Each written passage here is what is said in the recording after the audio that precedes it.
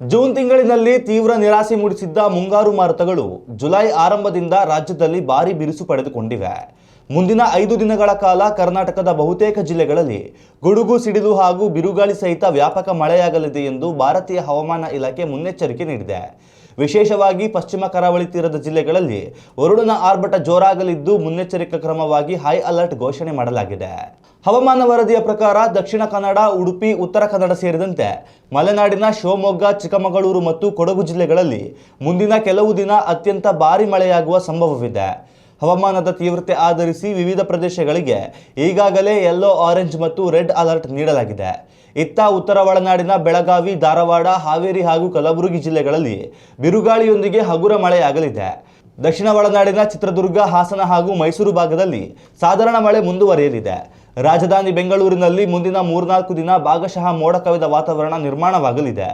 ನಗರದ ಹಲವೆಡೆಯಲ್ಲಿ ಸಂಜೆ ಅಥವಾ ರಾತ್ರಿಯ ಅವಧಿಯಲ್ಲಿ ಹಗುರದಿಂದ ಸಾಧಾರಣ ಮಳೆಯಾಗುವ ಮುನ್ಸೂಚನೆ ಇದೆ. ಈ ಅವಧಿಯಲ್ಲಿ ನಗರದ ಗರಿಷ್ಠ ತಾಪಮಾನ 29 ಡಿಗ್ರಿ ಸೆಲ್ಸಿಯಸ್ ಮತ್ತು ಕನಿಷ್ಠ ತಾಪಮಾನ 23 ಡಿಗ್ರಿ ಸೆಲ್ಸಿಯಸ್ ಆಸುಪಾಸಿನಲ್ಲಿರಲಿದೆ. ಆರಂಭದಲ್ಲಿ ನಿರೀಕ್ಷಿತ ಪ್ರಮಾಣದಲ್ಲಿ ಬಾರದೆ ಆತಂಕ ಮೂಡಿಸಿದ ಮುಂಗಾರು ಇದೀಗ ಜುಲೈನಲ್ಲಿ ಚುರುಕಾಗಿರುವುದರಿಂದ ಒಣಗುತ್ತಿದ್ದ ಕೃಷಿ ಭೂಮಿಗೆ ಹೊಸ ಚೈತನ್ಯ ಬಂದಂತಾಗಿದೆ. ಇಲಾಖೆಯ ಈ ಪ್ರಕಟಣೆಯು ರಾಜ್ಯದ ರೈತಾಪಿ ವಲಯದಲ್ಲಿ ಸದ್ಯ ದೊಡ್ಡ ನಿರಾಳತೆ ಮತ್ತು ಸಂತಸ ಮೂಡಿಸಿದೆ.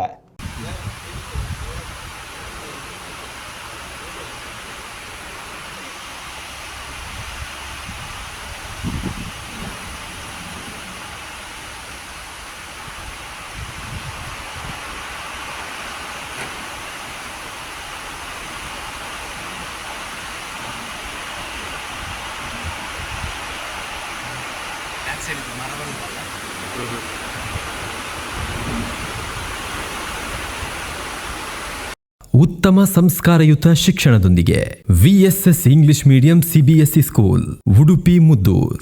ನರ್ಸರಿಯಿಂದ 10ನೇ ತರಗತಿವರೆಗೆ ಶಿಕ್ಷಣದ ಜೊತೆಗೆ 5ರಿಂದ 10ನೇ ತರಗತಿವರೆಗಿನ ವಿದ್ಯಾರ್ಥಿನಿಯರಿಗೆ ಉತ್ತಮ ಹಾಸ್ಟೆಲ್ ಸೌಲಭ್ಯವೂ ಇದೆ.